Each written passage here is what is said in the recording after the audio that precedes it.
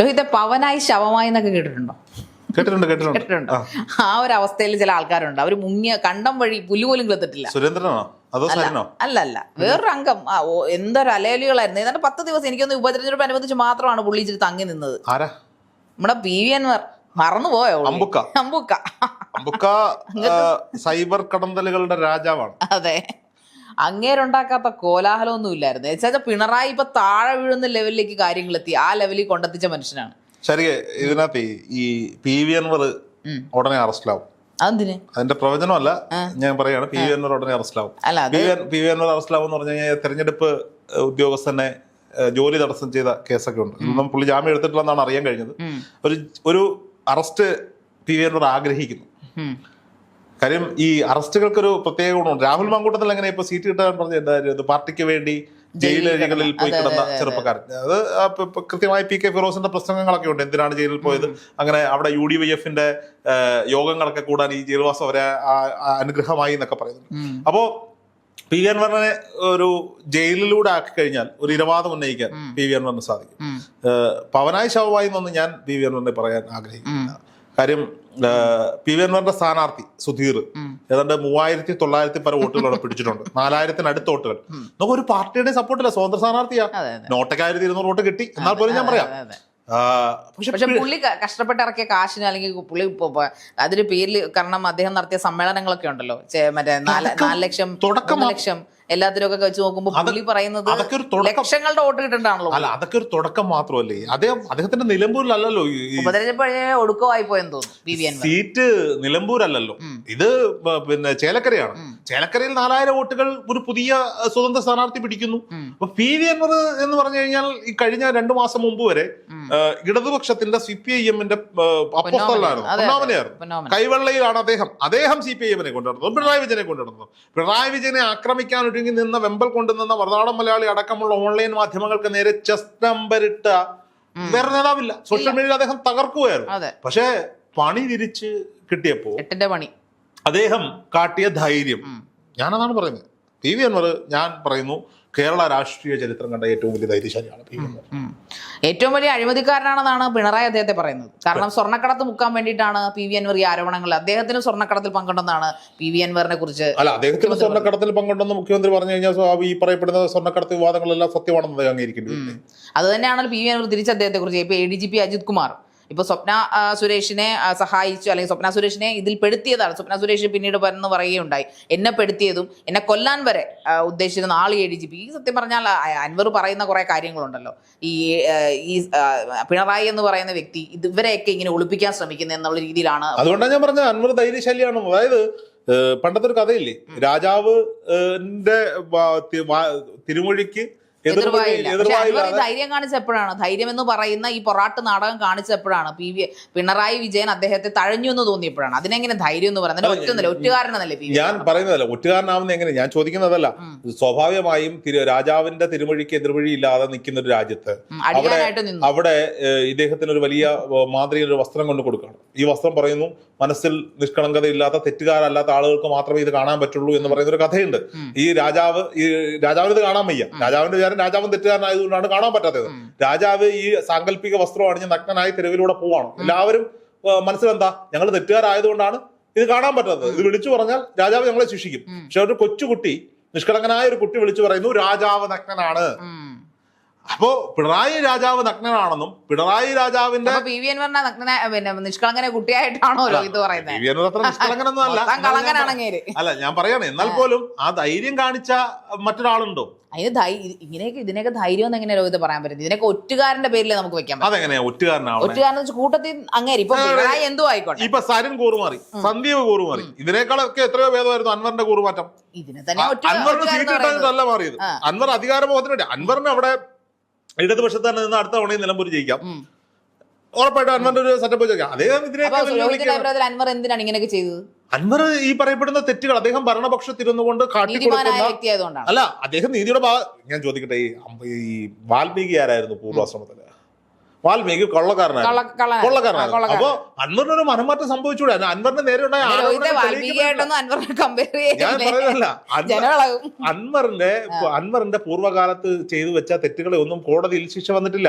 അദ്ദേഹത്തിന്റെ പ്രശ്നങ്ങളൊക്കെ ഇങ്ങനെ നിൽക്കുന്നു. അദ്ദേഹത്തിന്റെ തടയണ പൊളിക്കലോ അദ്ദേഹത്തിന്റെ ഭൂമി കയ്യേലും പരിപാടികളൊക്കെ ഇങ്ങനെ നിൽക്കുകയാണ്. അതിനകത്ത് ഒരു യാതൊരുവിധമായ കോടതി വിധികളും വന്നിട്ടില്ല. അപ്പൊ ആരോപണ വിധേയൻ മാത്രമായി നിൽക്കുന്ന പി വി അൻവർ അദ്ദേഹം പറയുന്നു ഇവിടുത്തെ സംവിധാനം തെറ്റാണ്.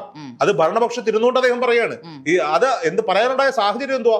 അദ്ദേഹം ഇവർക്ക് വേണ്ടി ഇത്രയും വലിയ ഫൈറ്റ് ചെയ്തിട്ടും അദ്ദേഹം പറയുന്ന പോയിന്റുകളോടൊപ്പം നിൽക്കാൻ ഇവർ തയ്യാറാവുന്നില്ല. മുഖ്യമന്ത്രിക്കെതിരെ ഒരു വാക്ക് പറഞ്ഞപ്പോൾ ഇയാളോട് ഒറ്റപ്പെടുകയാണ്. അവസാനം അൻവർ പാർട്ടിന്ന് പുറത്തുപോയി. അൻവറിന് ഇപ്പോഴും കോൺഗ്രസ്സുകാരെ അൻവറിനെ മാടി വിളിക്കുന്നുണ്ട്. കോൺഗ്രസിന്റെ തലമുതിർന്ന ഒരു നേതാവ് ഇപ്പോഴും അൻവറിന്റെ പിന്നാലെ അൻവറിനെ ചാക്കിടാൻ നടക്കുന്നുണ്ട്. അൻവർ വീണില്ല.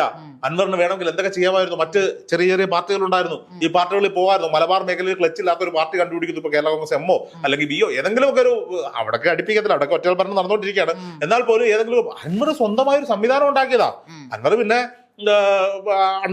എന്താ നമ്മുടെ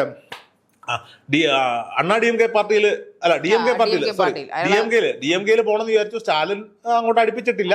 ഇപ്പം മനസ്സിലാക്കാൻ കഴിയുന്നത് അദ്ദേഹം മറ്റേ വിജയുടെ ഒരു പാർട്ടി സംവിധാനത്തിൽ നിൽക്കാൻ പറ്റും. ഇതൊന്നും അല്ല, ഇതിന്റെ ഒരു ഫൈനൽ സ്റ്റേജ് ഞാൻ പറഞ്ഞുതരാം. ഇദ്ദേഹം ഒരു സംവിധാനം ഉണ്ടാക്കും. ആ സംവിധാനം ഒന്നുകിൽ UDF-ൽ ഒന്നുകിൽ കോൺഗ്രസിലേക്കോ അല്ലെങ്കിൽ മുസ്ലിം ലീഗിലേക്കോ അദ്ദേഹം ചെന്നെടുക്കും. ഇതാണ്. പക്ഷെ അദ്ദേഹം ഇപ്പോഴും ശ്രമിച്ചുകൊണ്ടിരിക്കുന്നത് എന്താ പറയുക, ഇല്ലത്തൊന്ന് പുറപ്പെടുകയും ചെയ്തു, അമ്മാത്തേക്ക് എത്തിയില്ല എന്ന് പറയുന്ന ഒരു സംവിധാനമാണ്. അദ്ദേഹം പാർട്ടി ഒരു പ്രസ്ഥാനം പ്രഖ്യാപിച്ചു, വലിയ സമ്മേളനങ്ങളൊക്കെ നടത്തി, പൈസ മുടക്കി വലിയ ആൾക്കൂട്ടം ഉണ്ടാക്കി, വലിയ പബ്ലിസിറ്റി കൊടുത്തു. പക്ഷേ ഒന്നും അങ്ങോട്ട് ആവാൻ പറ്റിയിട്ടില്ല. പക്ഷെ ഞാൻ പറയുന്നു ചേലക്കരയിൽ കിട്ടിയ ഈ 3900 വോട്ട് ഒരു പുതിയ സംവിധാനം, അത് പിണറായി വിരുദ്ധ വോട്ടുകളാണ്. ഇത് എവിടുന്ന കിട്ടിയെന്നുള്ളതാണ്. ചേലക്കര എന്ന് പറയുന്നത് ഇടതുപക്ഷത്തിന്റെ കോട്ടയാണ്. അവിടെ നിന്നാണ് അത്ര വോട്ട് അവർക്ക് കിട്ടിയത്. അപ്പൊ സ്വാഭാവികമായിട്ടും ഈ പറയപ്പെടുന്ന UDF ഭരണപക്ഷ വിരുദ്ധ വികാരം ഉണ്ടെങ്കിൽ പോലും UDF ഇപ്പൊ പറയുന്നത് എന്താ, ഭരണപക്ഷ വിരുദ്ധ വികാരമുണ്ട്. കാരണം എന്ന് വെച്ചാൽ കെ രാധാകൃഷ്ണൻ കഴിഞ്ഞ നിയമസഭയിൽ കിട്ടിയതിനേക്കാൾ 20,000 വോട്ടിന്റെ കുറവ് ഇവിടെ കാണിക്കുന്നുണ്ട്. അപ്പൊ അതിൽ 4,000 വോട്ട് പിടിച്ചു മാറ്റിയ പി വി അൻവർ ചെറിയ ആളാണോ? അത് ഇപ്പൊ ഈ ഭരണപക്ഷ വിരുദ്ധ വികാരം കൊണ്ട് എന്തായാലും പേർക്ക് പ്രയോജനം കിട്ടുന്നുണ്ട്. അക്കൂട്ടത്തിൽ ഇങ്ങനെ അടുത്തേക്കും കുറച്ചൊഴുകി പോയി. എന്നാലും അതിനകത്ത് കാണിച്ചൊരു ധൈര്യം, നിങ്ങൾ ഈ പറയപ്പെടുന്ന കളങ്കിതനാണെങ്കിൽ, പി വി അൻവർ കളങ്കിതനാണെങ്കിൽ പിന്നെ എന്തുകൊണ്ട് അദ്ദേഹം മുന്നോട്ടുള്ള കാര്യങ്ങളൊന്നും ചെയ്തില്ല? അതെന്താണ് ഇപ്പൊ തണുത്തിരിക്കുന്നത്? നോക്കിയോ, പി വി അൻവർ മഹാറാലിയുമായി വരാൻ പോവാ. തിരുവനന്തപുരം മുതൽ ചിരിക്കല്ലേ, ഹൈലൈറ്റ് ഇപ്പൊ റാലിയാണ്. ചിരിക്കല്ലേ, തിരുവനന്തപുരം മുതൽ കാസർഗോഡ് വരെ പി വി അൻവർ നയിക്കുന്ന റാലി ഉണ്ടാവും പിണറായി സർക്കാരിനെതിരെ. ആ റാലികളിലൂടെ സത്യത്തിൽ ജനങ്ങൾക്ക് മടുത്ത്. കാരണം ഇതൊക്കെ വെറും സോഷ്യൽ, താങ്കൾ ഈ പറഞ്ഞല്ലോ ഡിജിറ്റൽ നായകനാകാനുള്ള അദ്ദേഹത്തിന്റെ രാഹുൽ ഗാന്ധി കഴിഞ്ഞ ലോക്സഭാ തെരഞ്ഞെടുപ്പിൽ വലിയ മുന്നേറ്റം നടത്തിയത് എങ്ങനെയാ? ഭാരത് ജോഡോ യാത്ര നടത്തിയിട്ടല്ലേ. അപ്പൊ വലിയ വലിയ യാത്രകൾ എപ്പോഴും ഒരു അദ്ദേഹം നടത്തിയ പോലെ പി വി അൻവർ എവിടാണ് അത്രയും പട്ടിണിയൊക്കെ കടന്ന് ജോഡോ യാത്ര നടത്തി? അദ്ദേഹം കാറിൽ ഇറങ്ങിയിട്ടുണ്ടോ? അദ്ദേഹം നടത്താൻ പോവാണ്. കാൽനട യാത്രയാണോ വാഹന പ്രചരണ യാത്രയാണോ എന്ന് മാത്രമേ ഉള്ളൂ ഇനി അറിയാനുള്ളൂ. അദ്ദേഹം അങ്ങ് തിരുവനന്തപുരത്ത് നിന്ന് കാസർഗോഡേക്ക് ഒരു വാഹന പ്രചരണ യാത്രയോ അല്ലെങ്കിൽ കാൽനട യാത്രയോ ആയിട്ട് ഇറങ്ങും. ആളുകളെ കയ്യിലെടുക്കും, സാധാരണക്കാരെ ചേർത്ത് പിടിക്കും. രാഹുൽ ഗാന്ധി സ്റ്റൈലിലോ അല്ലെങ്കിൽ എനിക്കറിയത്തില്ല ഏത് സ്റ്റൈലാണ് പുള്ളി, ചെഗുവേര സ്റ്റൈലാണോ എന്താണ് ഉദ്ദേശിക്കുന്നത് എനിക്കറിയില്ല. എന്തായാലും അദ്ദേഹം കേരള രാഷ്ട്രീയത്തിന്റെ വെള്ളിടിവാളായി മാറുന്ന കാലം വിദൂരമല്ല. എഴുതി വെച്ചോ നിങ്ങൾക്ക് തിരിച്ച് കേരളക്കാരെ, അതായത് മലയാളികൾ വെള്ളിടി കൊടുക്കാതിരുന്നാൽ അദ്ദേഹത്തിന്റെ ഭാഗ്യം. അല്ല, അങ്ങനെ രാഷ്ട്രീയത്തിൽ തന്നെ പുറത്തു വരുന്നാൽ ഭാഗ്യം എന്നാണ് എനിക്ക്. അല്ല, മലയാളികളല്ല, ഞാൻ ചോദിക്കട്ടെ, ആ പുള്ളി ചേർത്ത് പിടിക്കണ്ടേ UDF? വേണോ വേണ്ടയോ? ആരെ ചേർത്ത് പിടിക്കണം? പി വി അൻവറിനെ UDF ചേർത്ത് പിടിക്കണ്ടേ? ചേർത്ത് പിടിക്കണം. ഇങ്ങനെയാണ് ഈ ഒറ്റുകാരെയൊക്കെ എങ്ങനെയാണ് രാഷ്ട്രീയ പാർട്ടികൾ ചേർത്ത്? അങ്ങനെയാണെങ്കിൽ സന്ദീപ് വാര്യരെ എങ്ങനെയാണ് UDF എടുത്തത്? എടുക്കുമായിരിക്കും, നമുക്ക് അറിഞ്ഞൂടാ അതിനെക്കുറിച്ച്. അദ്ദേഹത്തെ ചേർത്ത് പിടിക്കും. കാരണം അദ്ദേഹം ഭരണപക്ഷത്തിരുന്നുകൊണ്ട് പിണറായി വിജയന്റെ കൊള്ളരുതായ്മകളെ കുറ്റം പറഞ്ഞ ആളാ. പിണറായി വിജയൻ മോശക്കാരനാണെന്ന് പറഞ്ഞ ആളാ. എല്ലാ കൊള്ളരുമയ്ക്കും ആദ്യം കൂട്ടുന്നത്, പിന്നെ കിട്ടേണ്ടത് കിട്ടാതെ വന്നപ്പോൾ അദ്ദേഹം പിണറായി കുറ്റം പറഞ്ഞത്. ഇതൊക്കെ തന്നെയല്ലേ എല്ലായിടത്തും നടക്കുന്നത്. സന്ദീപ് വാര്യരും സരനും ഒക്കെ ചെയ്തതല്ലേ. സന്ദീപ് വാര്യർ ഇന്നലെ വരെ വർഗീയത പറഞ്ഞിട്ട് ഇന്ന് എന്നിട്ട് പറയാം അത് വർഗീയ പാർട്ടിയാണ്, ഞാൻ സ്നേഹത്തിന്റെ കടയിൽ മുട്ടായി പിടിക്കാൻ വന്നതെന്ന് പറഞ്ഞിട്ട് വല്ല കാര്യമുണ്ടോ? രാഹുൽ ഗാന്ധി, പ്രിയങ്ക ഗാന്ധിയുടെയൊക്കെ കാലം കഴിഞ്ഞു. ഇപ്പോഴത്തെ ചെറുപ്പക്കാർ കാണുന്നുണ്ട്, ഇതൊക്കെ നിങ്ങളെ പൊട്ടന്മാരായിട്ടാണ് ആളുകൾ കാണുന്നത് എന്ന് പറഞ്ഞ ആളാ സന്ദീപ് വാര്യർ. ഇപ്പൊ പറയാ രാഹുൽജി, ഇന്ദിരാജി, പ്രിയങ്കാജി, സോണിയാജി, അജി എന്ന് പറഞ്ഞ കാലം വീഴുക. പിന്നെ മുസ്ലിം വിരുദ്ധത പറഞ്ഞു നടന്നിട്ട് ഇപ്പോ പാണക്കാട്ടും ബാക്കിയുള്ള തങ്ങന്മാരുടെയൊക്കെ വീടിന്റെ അടുക്കള വാതില് കയറി ഇറങ്ങുക. സരിൻ താണ്ട് ഉമ്മൻചാണ്ടി അല്ല പിണറായി വിജയനാണ് നല്ല മുഖ്യമന്ത്രി എന്നും പറഞ്ഞുകൊണ്ട് നടക്കുക. അച്യുതാനന്ദനേക്കാൾ നല്ല ആള് പിണറായി വിജയനാണെന്ന് പറയാം. കാല് കഴിയും ഇങ്ങോട്ട് കൊടുത്തപ്പോ കുടിക്കുമാരൊക്കെ കൂടെ. അതിനൊക്കെ വെച്ച് നോക്കുമ്പോൾ അൻവർ സ്വന്തം കാലിൽ നിന്ന് സ്വന്തം കാജിൽ നിന്ന് അക്കൗണ്ടിൽ നിന്ന് പൈസ എടുത്ത് സ്വന്തമായിട്ട് പാർട്ടി ഉണ്ടാക്കി സെറ്റപ്പ് ഉണ്ടാക്കി ഇടയെ 1000-500 ഒക്കെ കൊടുത്ത് കാണും. ജൂനിയർ ആർട്ടിസ്റ്റുകളൊക്കെ ഇറങ്ങി കാണും. അതൊക്കെ ആരാ ചെയ്യാത്ത? എല്ലാവരും ചെയ്യും. അൻവർ ഉന്നയിക്കുന്ന ഓരോ വിഷയങ്ങൾക്കും കഴമ്പുണ്ടെന്നേ. ഇത് പ്രതിപക്ഷം ഏറ്റുപിടിക്കേണ്ടതാ. ഞാൻ പറയുന്നു, അൻവറിനെ കൊണ്ടുവന്ന് അൻവറിന്റേതായിട്ട് വേണ്ട, ഇയാൾ നിങ്ങളുടേതായിട്ട് അവതരിപ്പിക്കുക.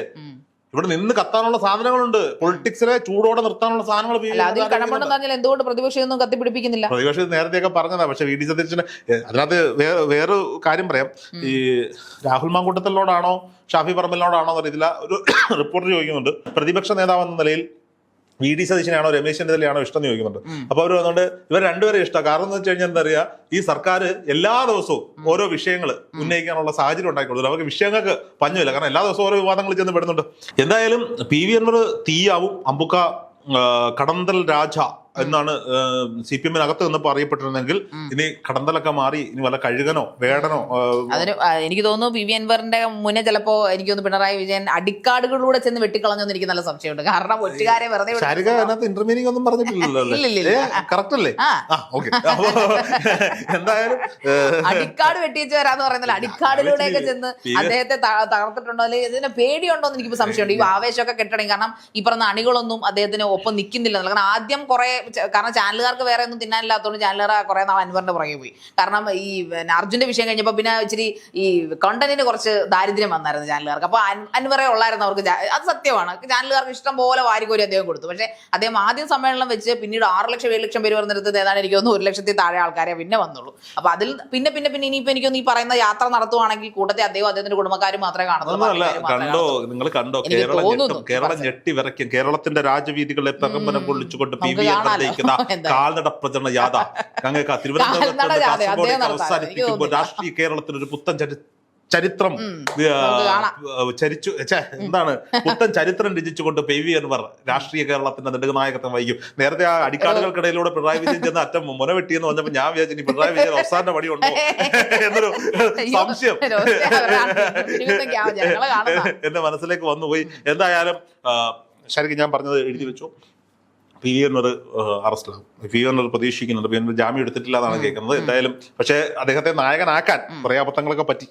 രാഹുൽ മാങ്കൂട്ടത്തിൽ അറസ്റ്റിലാകാൻ കാരണം വെച്ചാൽ പലവട്ടം പിണറായി വല എറിഞ്ഞ് ഞാൻ ഈ പറഞ്ഞ അടിക്കാട് വഴി ചിലപ്പോൾ അങ്ങനെ ആയാൽ ഇദ്ദേഹത്തിന് ഒരു മൈലേജ് കിട്ടുമെന്ന് അറിയാവുന്നതുകൊണ്ട് ചിലപ്പോൾ അത് ചെയ്യത്തില്ല. നമുക്ക് ഈ രാഹുൽ മാങ്കൂട്ടത്തിൽ കുറച്ചും കൂടി ജനകീയത കിട്ടിയത് അദ്ദേഹത്തിന് മറ്റേ സെക്രട്ടേറിയറ്റ് ആക്രമണ കേസിലല്ല, സെക്രട്ടേറിയറ്റ് ഉപരോധ കേസിൽ പിടിച്ച് അറസ്റ്റ് ചെയ്ത് അത് വലിയ പല ആളുകൾക്കും നോക്കൂ.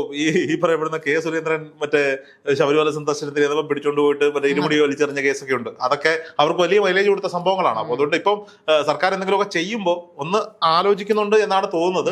എന്തായാലും പിണറായി സർക്കാരിന് മുകളിൽ തൂങ്ങിയാടുന്ന വലിയൊരു വാളായിട്ട് പി വി അൻവർ ഉണ്ട്. ആ പി വി അൻവർ ഏത് പക്ഷം കയറും? ഇനി തമിഴ് വെട്രി ഘടകമൊക്കെ ആയി കഴിഞ്ഞു കഴിഞ്ഞാൽ പുള്ളി വിജയ് സ്റ്റൈലിലൊക്കെ അവതരിക്കുമെന്ന് അറിയില്ല. എന്തായാലും രാഷ്ട്രീയ കേരളത്തിൽ ഈ പറയപ്പെടുന്ന പി വി അൻവറിന്റെ ഒരു പഞ്ചഗുസ്തി നമുക്ക് പ്രതീക്ഷിക്കാം. പിണറായി വിജയനുമായി ആരൊക്കെ പി വി അൻവറിനൊപ്പം ചേരും, അല്ലെങ്കിൽ പി വി അൻവർ ആർക്കൊക്കെ ഒപ്പം ചേരും എന്ന് കാത്തിരുന്നതാണ്. ഓക്കെ.